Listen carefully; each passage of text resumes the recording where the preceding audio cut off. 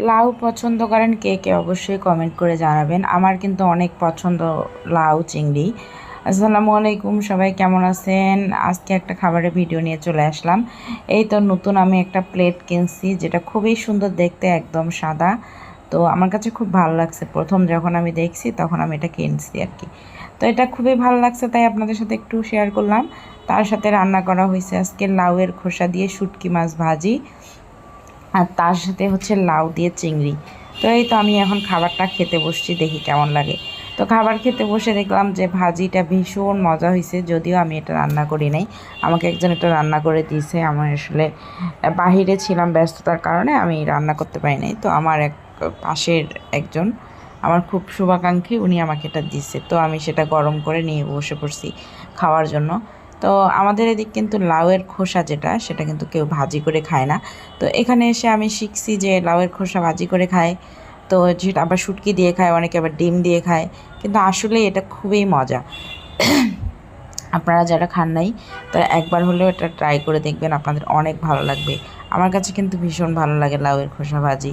আমি অনেক নতুন নতুন খাবার খাওয়া শিখছি, যেটা আমি আমার গ্রামে বা ছোটোবেলা থেকে কখনোই খাইতাম না। তো এরপরে আমি এখানে লাউটা নিয়ে নিচ্ছি। লাউটা আমার খুব ভালো লাগে লাউ খেতে। তো আমি লাউ হচ্ছে মাংস দিয়েও রান্না করি, আবার মাছ দিয়েও রান্না করি। অনেকে অনেকভাবেই রান্না করেন, আমার কাছে যখন যেভাবে ভালো লাগে আমি সেভাবেই খাই। তো বেশ মজা ছিল খাবারটা। খাইতে বসে অনেক কিছু মনে হলো, কিন্তু না, খাবারটা মজা ছিল। আর শীতকালে আসলে লাউ অনেক মজা, কারণ হচ্ছে শীতকালে লাউগুলো হচ্ছে যে অনেক মিষ্টি থাকে, তারপরে হচ্ছে বিচি থাকে না, অনেক নরম থাকে, কচি থাকে আর কি, সেজন্যই ভালো লাগে।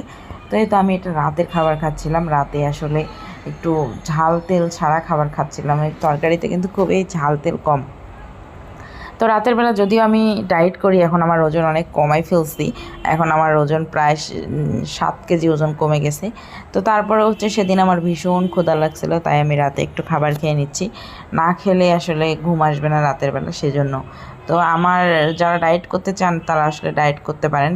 ডায়েটে আসলে টক দইটা খুব ভালো কাজ করে।